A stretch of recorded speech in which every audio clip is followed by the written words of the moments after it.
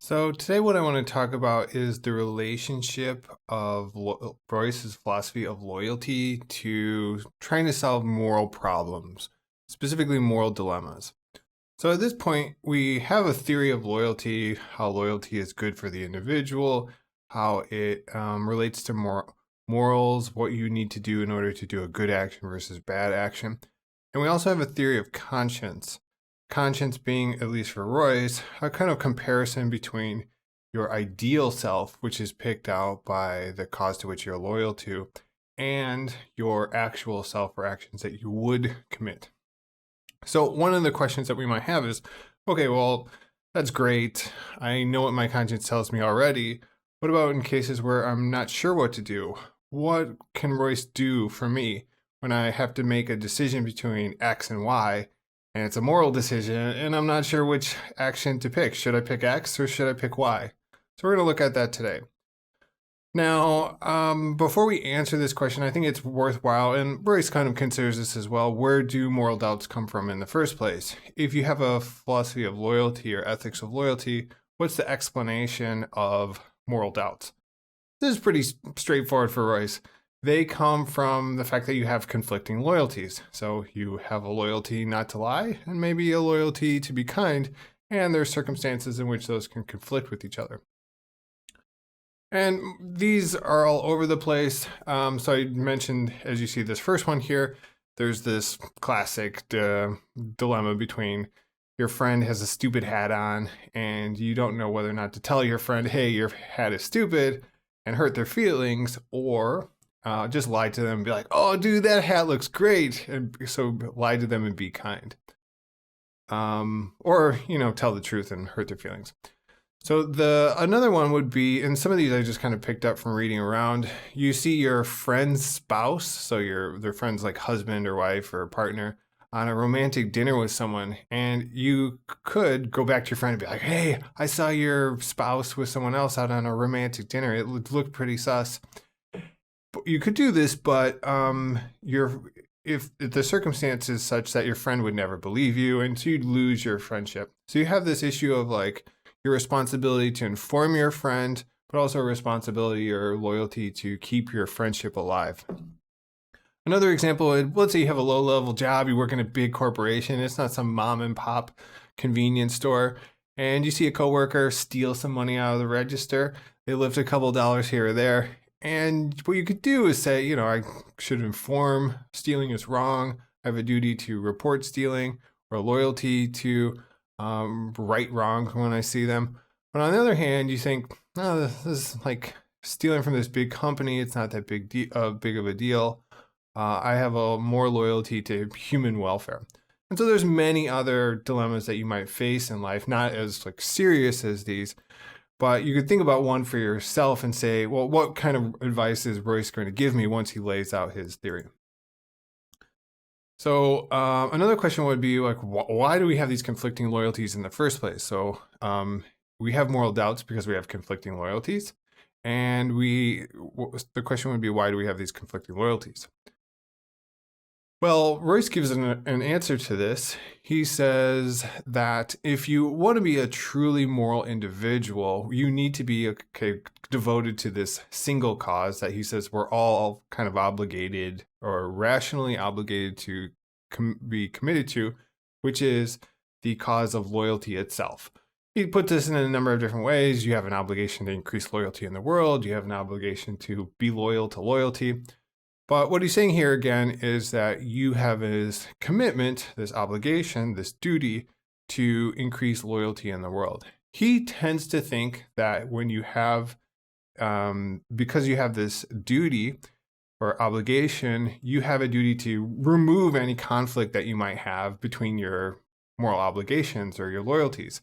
So if I have this conflict between, let's say, my family and profession, I really want to help my family, but I also want to make a huge name for myself in the world. Or if I have a really strong hobby I'm committed to, and I also have my job, he thinks that you need to unify these different loyalties into whenever they conflict, in order to a single, greater, higher unity.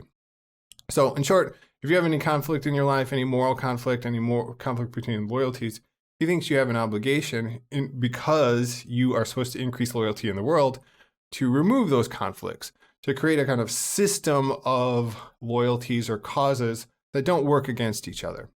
So this is what's required if you are going to be truly morally good. But here's the problem, though. We can't simply just unify all of these causes. We're complex beings. We have complex interests, and as a result, many of those interests conflict with each other. I have my profession, this is what I do for a living, but I also have my personal hobbies that kind of have nothing to do with what I do for a living. I'm committed to my job. I'm committed to the ideals and goals of my job, but I also really like these hobbies. And I also have these, let's say, personal enjoyments. They haven't quite taken on the status of hobby. Maybe I like to cook, but it's not really a hobby of mine. I like to, do various things that don't fall into either one of those categories. And sometimes those will conflict with each other, and I do not see an easy way to unify them. In addition, we have these kind of natural social commitments or loyalties. I'm part of a family. I have a wife and a daughter, and I have certain loyalties to them. And those certainly can conflict with my profession. In addition, I'm part of a community. I live in State College, Pennsylvania, and so I have some minimal commitment to my neighbors, the local government, and so forth. And so I have this kind of loyalty that can sometimes conflict with other loyalties I might have, just because I'm a complex being. And so these complex, conflicting loyalties emerge, and a lot of times we don't see an easy way to remove the conflict between them. So there's a general problem of what Royce calls the old problem of the one and the many. We can never be fully good unless we can find one cause that we can serve. In other words, unless there's a system of causes where all the causes that we're committed to, our family, our profession, our hobbies, all kind of work together. Because if there's a conflict, then there's going to be a decrease of loyalty. On the other hand, we can't actually be loyal at all, because unless we meet our complex nature, and meeting the complex needs of our nature requires being committed to a variety of different causes, and as just by nature, those causes tend to conflict. So this creates a sort of general dilemma. In order to be ethical at all, in order to be moral, you need to be loyal. There needs to be loyalty in the world. But in order to be loyal, you as an individual, you need to be thoroughgoingly, practically, and willingly accept those causes. But the causes that you would willingly accept, that would really amp you up, are many. They're diverse. They're all over the place. But these many causes that you can be loyal to, that satisfy your need for loyalty, would conflict with each other. And that creates an ethical problem on your part. Now, you could say, well, I'm just going to give up all of these different causes that I'm loyal to that conflict with each other. But then you would have an issue. You'd say, since I can't do my hobbies, since I can't be committed to my family, since I can't give those things up, or since I have to give those things up, I can't be loyal at all. So morality seems to require us to have a kind of unity, but our nature seems to require some type of complexity or diversity. Now, Royce kind of characterizes this in a somewhat pessimistic, but also somewhat optimistic way. He says, really, you can never get this unity. It's an ideal to try to get a full system of causes and loyalties that are working together towards a single goal. It's just not going to happen. He does say, though, that you can get it to some degree. Whenever you're able to unify those causes together so they're no longer conflicting, then you kind of get this partial sense of what it would be like to have no conflict at all. What it would be like to unify your work life, your personal life, your family life, your communal life, all together in unity. There are times when that happens. And so you do experience what it would be like to have this total unity, but only in a partial or fragmentary way. Okay, so that's our kind of preliminary to the question of, where do these moral doubts come from, and how do they emerge in Royce's theory of loyalty?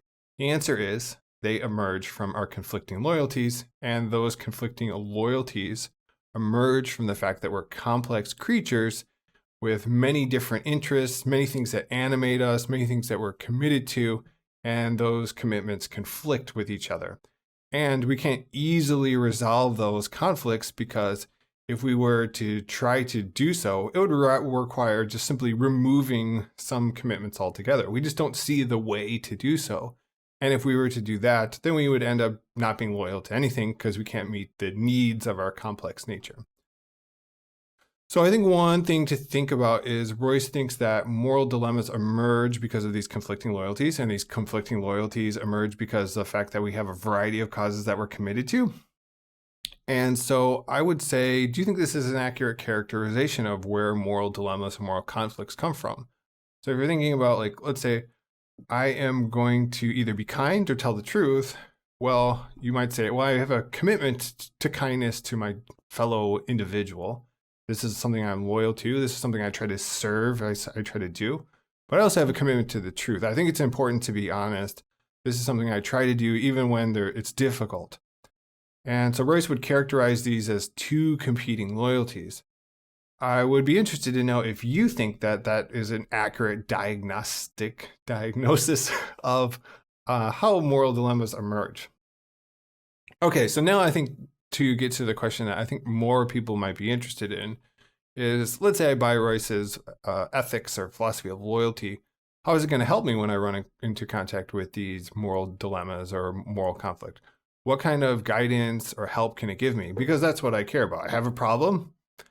If philosophy is useful, I want it to give me some suggestions or some tools or tips for solving this particular problem. So how does it solve the problem? Okay, so really quickly, I want to define what a moral dilemma is. Basically, it's a forced decision where you have to choose between one of two options. And you have moral reasons for pursuing each one. So you have a reason to be kind and a reason to tell the truth, but you can't do both. So you see value in both options. You think they're both important. It's not like, oh, I would definitely pick this one. The other option is completely ridiculous. But there's something about the situation where you can't both be kind and tell the truth. Now, sometimes people will try to finesse these moral dilemmas and say, oh, I'm going to be kind and tell the truth. If that's the case, then you sort of dissolve the moral dilemma. And you might be able to do that for some scenarios that are proposed to you, but it's a question of whether or not you could do it for every situation where you can just sort of have your cake and eat it too. Now, Royce has given an answer to this particular question earlier in his book, The Philosophy of Loyalty.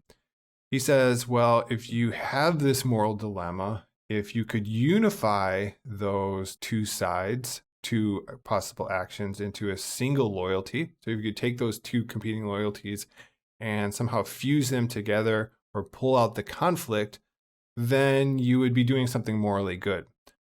And so he says this, loyalty to loyalty, increasing loyalty in the world requires us to harmonize these conflicting loyalties. And so if you can do this, then you definitely should. The problem, though, is, again, given the nature of a moral dilemma, you can't always unify these conflicting loyalties.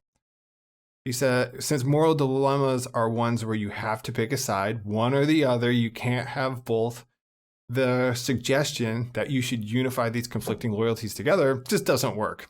And so Royce is going to have to give you some kind of guidance, if his philosophy is going to be helpful here, to say, here's how you pick, or here's what you should think about in picking, and because you have to pick. You can't simply unify or harmonize or finesse away the moral dilemma.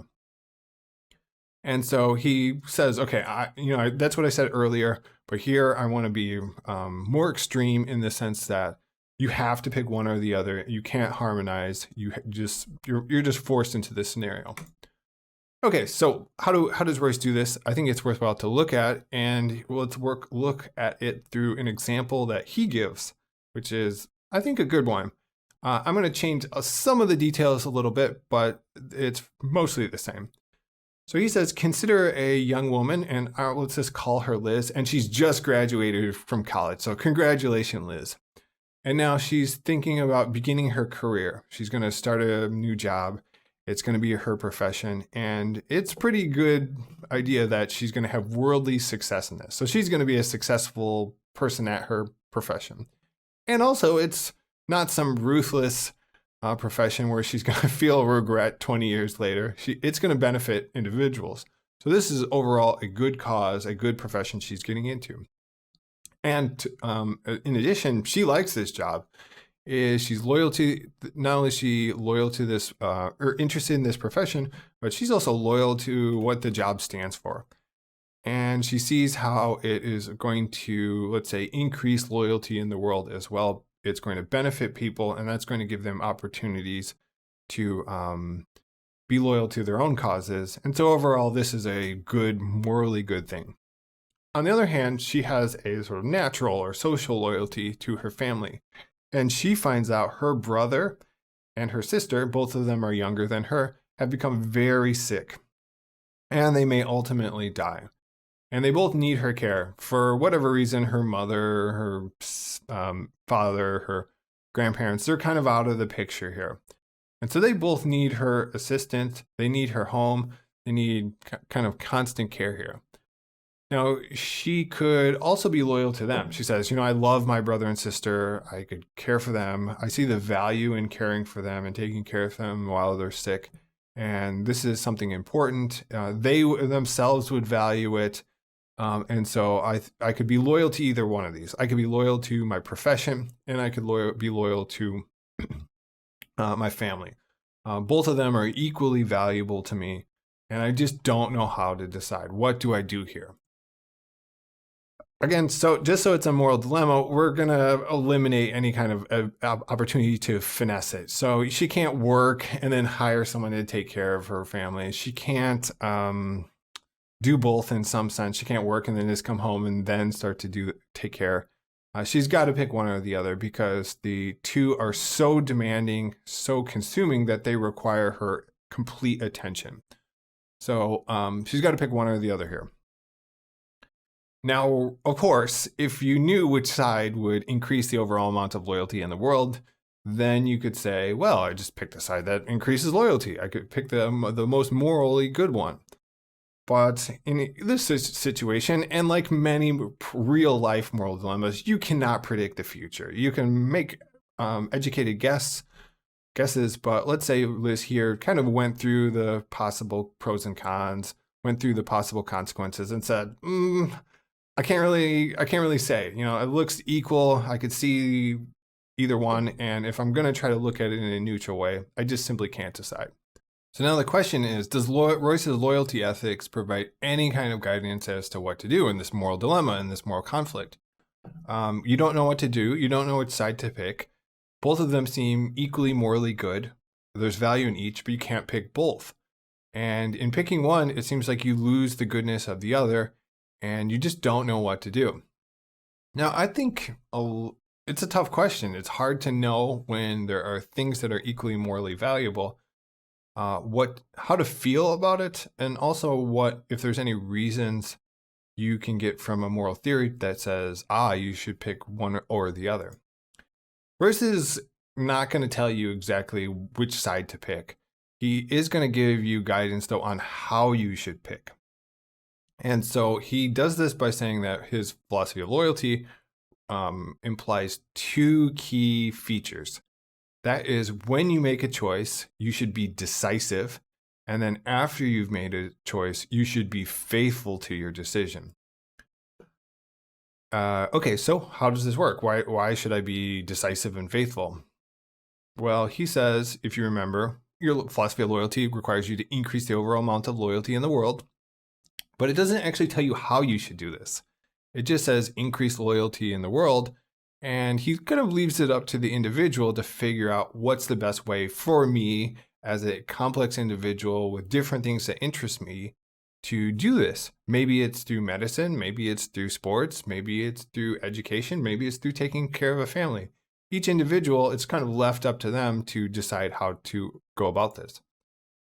And so just to give a quick example of this, because there is this traditional view of loyalty, which is the causes are imposed upon you, that you should be loyal to your company, even if you don't care about the company. If someone says, hey, the way you should increase loyalty in the world is to become a math teacher, this is like the optimal way of acting, but you just actually can't be committed to this. You just hate math. It's boring to you. It doesn't consume you in any way. Then of course you're not morally obligated to be a math teacher. You're required to find the cause that for you, that you could be loyal to, that would increase the overall amount of loyalty in the world. You're not required to pick the cause that maximizes loyalty, independent of the things that you're interested in, that you could care for, that you could willingly accept. In addition, don't forget that loyalty is not simply wishing, it's not simply feeling, at least for Royce. It requires practical action, some kind of service. And one thing that he points out is that when you engage, one type of action is choice, choosing between one or the other. Whenever I make a choice, that is a type of practical action. And so his philosophy of loyalty can apply to the types of choices that we make. So really quick, everybody makes choices, but the thing I want to point out here is that choice is a type of action. So there are some choices that you make that it becomes really clear, this is definitely an action I'm making. If you're going to buy a car, you choose one or the other. That is an action. If you choose a school, you say, I'm going to go to the Penn State University. That is a choice, but it is also an action. And if you choose to wear a mask, then again, that choice is a type of action. So since loyalty involves this practical action, and one form of practical action is choice, Royce says that in certain circumstances at least, we have a moral obligation to choose in a certain way. And in particular, he says, when you make your choice, you should choose in a decisive way. So this guides on how you are acting, how you are serving your cause. Royce is pretty blunt about this. He says, when you pick your cause, choose it, and also be decisive in how you go about choosing it. So let's give Royce's argument for why you should be decisive. He says, again, let's say there's a moral dilemma. You have to choose between A or B. You're ignorant of which one is going to increase the overall amount of loyalty in the world. So you can't just do this simple unification process where you just remove the conflict. Let's assume that you're committed to increasing loyalty in the world. So we're assuming that you're like a moral entity, moral agent, according to him. Now, here's the kind of point. He says that his philosophy of loyalty, the rule that you have an obligation to increase loyalty in the world, and this applies to your practical action and choices of practical action. He says that when you are choosing, this is a type of action, and if further indecision would actually decrease loyalty in the world, then you should simply choose between A and B. So if I'm thinking like, should I be kind or should I tell the truth? And I'm just kind of thinking about it. Royce's philosophy of loyalty says choose between those two because you're thinking about it. Your moral indecisiveness here is actually a bad thing. You aren't doing the right thing by kind of continually thinking about it and not making a choice here. So the ethics actually commands you to choose, which is kind of helpful. If you can't decide between the two, you might just kind of find yourself in a moral standstill. You say, I don't know, maybe this, maybe that. Royce's ethics says, make a choice. Don't keep thinking about it. Do this action, which is choose, rather than do this other action, which is think about it further. Let's apply this to Liz's situation. Of course, Liz should consider the consequences of her actions in each case. She should think thoroughly through her loyalty to her decision to leave her family and become committed to a profession, and be committed to her family and give up on this profession that she's interested in. But Royce is saying that when she's in the moment of trying to decide between the two, if further consideration is actually going to be detrimental to the cause of loyalty, it is going to cause problems, then she is obligated to decide, to make a choice and be kind of confident about it. Don't simply keep thinking about the decision further and further endlessly and so forth. She's just sort of, there's a kind of moral rule that comes and says you should pick one and pick it now. So Royce says that his philosophy of loyalty has a duty to decisiveness. He says, decide knowingly if you can, ignorantly if you must, but in any case, decide and have no fear. Now, once you have decided, once Royce's ethic says you ought to decide, quit thinking about it, make your choice, he says also that you have an obligation to be faithful or engage in fidelity to this particular cause. So you're obligated to stick with your choice once you've made that choice. And so you're supposed to be faithful, committed to it, and not half-hearted. Not saying, oh, I'm going to kind of go this professional route, but I'm going to have all this like doubt or guilt in my mind as I'm sort of pursuing it. He says, no, pick the cause, be decisive about your choice, be confident, wholehearted in it, and then stick with it. Now, I want to provide, there's an exception to this, so I just want to point that out in a second. So again, let's say Liz says, I'm going to abandon my family. I'm going to pursue my career. Now I'm not going to feel guilty about it anymore. I've made my choice, and now I'm going to stick with this cause. I'm going to be faithful. I'm not going to say, well, after I worked one day, I'm going to quit and go back to my family just because I was so uncertain in the moment. Again, he's saying that you have a duty to fidelity, and this applies because if you weren't faithful to it, you are going to decrease the overall amount of loyalty in the world. So why is that the case? Why is it the case that you should be faithful according to him? So you should engage in fidelity.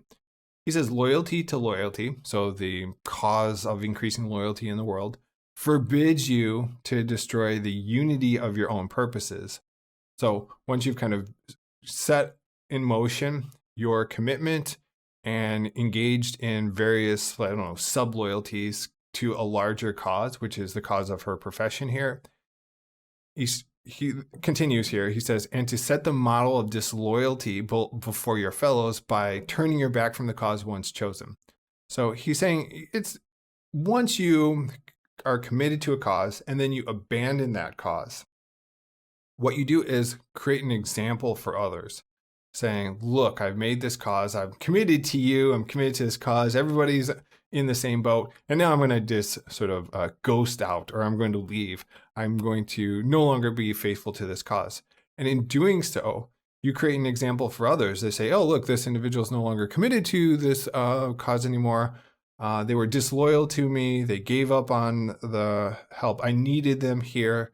And insofar, or they set an example for other individuals that they could follow in the future. And this decreases the overall amount of loyalty in the world. So the kind of claim is that when you abandon your cause, you can, I don't know if it's like necessitated, decrease the overall amount of loyalty in the world. And the reason you do that is because others rely upon you, especially if you have a social cause where other individuals are in it. And then you also set a bad example that it's okay to leave your causes, to give up on your loyalty for nothing else. I want to point out, though, that Royce does provide some clarification, or he specifies some exceptions to this particular rule. So let's say you're committed to a particular cause. So I'm going to be loyal to, let's say, cause C1. And then I gain some kind of knowledge that continued loyalty to this cause would actually decrease the overall amount of loyalty in the world. So I'm committed to some type of hate group, and our actions are just destructive of loyalty as a whole. He says that, yeah, you can abandon this particular cause. Because remember, your obligation is to increasing loyalty in the world. And so if leaving it would increase loyalty in the world, then it would be okay. If, so it would be perfectly fine. Another case is if you actually find a higher cause, a cause that allows you to increase the overall amount of loyalty in the world. So let's say Liz assumes her profession. She thinks that's great, but she gains some new information about her family. And she says, okay, I'm going to leave my cause. And that is destructive to the overall amount of loyalty. I set a bad example, and saying that it's like perfectly acceptable for people to leave their causes, to be disloyal, to abandon their loyalty, which would decrease the overall amount of loyalty in the world. And I'm no longer serving this cause, and in no longer being loyal to the cause, it also decreases loyalty. So I see that there's going to be a negative effect of me leaving the cause. But that is offset by the fact that this other cause over here greatly increases the overall amount of loyalty in the world. So she gains some new information that makes it evident to her that it's perfectly acceptable because the new cause is so much more morally good. So these are the two exceptions that Royce gives. I want to point out one more thing though. Royce says in a later lecture that you have, even whenever you abandon your cause, you have an obligation to try to bring in the people that were committed to the cause that you were abandoned. So his example is if you are a part of a gang or a group of robbers and you leave your robbing cause, you no longer are going to do this because you see it's terrible. He says you have a kind of commitment to those individuals to try to bring about a higher cause to them, to try to get them to leave that cause as well. So if you're a part of a hate group, you have an obligation to also bring individuals out of that hate group as well. I think the thought process here is you have an obligation to mitigate or decrease or fix some of the damage you've done by leaving your cause. When you're committed to, let's say, this like group of robbers, you are loyal to them. And in that small pocket, you are increasing goodness in the world and you are benefiting them because you give them some kind of purpose to unify all their desires. When you leave, then it has a negative effect on them. And so you have an obligation to try to fix or correct that negative effect. I don't really know how exactly that follows from his overall principles, but it's something he says. Now, I want to wrap things up. In the first lecture, in the very beginning of the book, Roy says that people are often, beset with these moral commands and moral questions and moral doubts. They feel sort of troubled in the face of ethical problems, and people are always kind of proposing like these dilemmas to them, and they sort of feel weighed down. They feel like they can't act in a world just because there's so much uncertainty. He uses a kind of metaphor that your heart is weighed down by iron. And so I think the thought process here is you could do more good in the world if you were more confident, if you had the right path, as well as certain things that would allow you to act in a way that isn't somehow hesitant. And so the suggestion here is that Royce, of course, is not going to solve these moral dilemmas. Kind of by their nature, they're sort of unsolvable. He's not going to say, oh, you should be kind here and tell the truth there. He's going to say there's going to be situations in the world where you just have to pick a side, but you can do it in a more ethical way. When you have to decide and you've already weighed the consequences and no further information is going to help you, he's saying don't continue to be indecisive. Just pick a side, choose it, and choose it in a decisive way. Don't choose it in a half-hearted way. And then once you've picked it, don't backtrack on it. You've made your choice. Now see it through. And doing this, choosing in this particular way, which is a type of practical action, actually increases the overall amount of loyalty in the world, and it has a net effect of being good. So again, his guidance for you or in me and all individuals when they are facing a moral dilemma is be decisive as well as be faithful. Don't choose half-heartedly. Don't choose in a weak way. Settle the issue for yourself. Say, I'm going to choose the life of a profession. I am committed to it. I'm not going to let doubt get in my way any longer. I'm going to devote myself to this. And as a result of making the choice in that way, increase loyalty in the world. And then once you've made your decision, be faithful. Stick with it until you gain more information and say, oh, maybe I should choose a different cause here because that would overall be better. Now, some questions I have for you is, do you actually, if you have to make a decision in the world, make a different moral choice, when you make that choice, do you make it in a hesitant way? The reason I'm interested in this particular question is because Royce's advice is you should make it more confidently, decisively, clear-cut, in a clear-cut way. I would personally say when I make moral decisions, a lot of times they are in a half-hearted way. They are in a way filled with hesitancy. And so I don't make it in a confident, strident way. just because this uncertainty has kind of bogged me down. But I'm interested to know from you how you exactly make these decisions, if you agree with Royce's psychological account of the situation. Another question is, do you think Royce's suggestion here as to how to act is beneficial? Is it helpful to say you should make these decisions, these moral decisions, in a more confident way, and you should be faithful to your cause once you've picked it? Don't kind of worry about that you made the right choice. You did the best that you could, and so don't sort of riddle yourself with the anxiety of doubt, because it's counterproductive. Personally, I actually don't know the answer to this. I think I would maybe feel psychologically better, but I'm not sure if it's the advice here has how much moral benefit it has. I think maybe it would allow me to increase more loyalty in the world or do more good once I've made a choice and stick with it, because I would be thinking about less. I would not be thinking about, oh, did I make the right choice? Instead, my thoughts would be directed at, oh, let me kind of do what I need to do. Let me focus on what I have to accomplish. And in serving my cause more, I would be increasing the loyalty in the world rather than wasting a bunch of time with all these doubts that are kind of counterproductive. And then I'm also interested to know about the fidelity condition. At first glance, I think that it seems a bit strange that once you pick a cause that you have to be faithful to it. And when you first hear it, I think a lot of people are like, whoa, whoa, whoa. There's these evil causes that you need to abandon. But Royce quickly transitions to say, but there's all these exceptions as to when you can abandon that cause. And for me, at least, those really kind of answer some of the doubts I have about that fidelity condition, that once you pick a cause, you need to be faithful to it.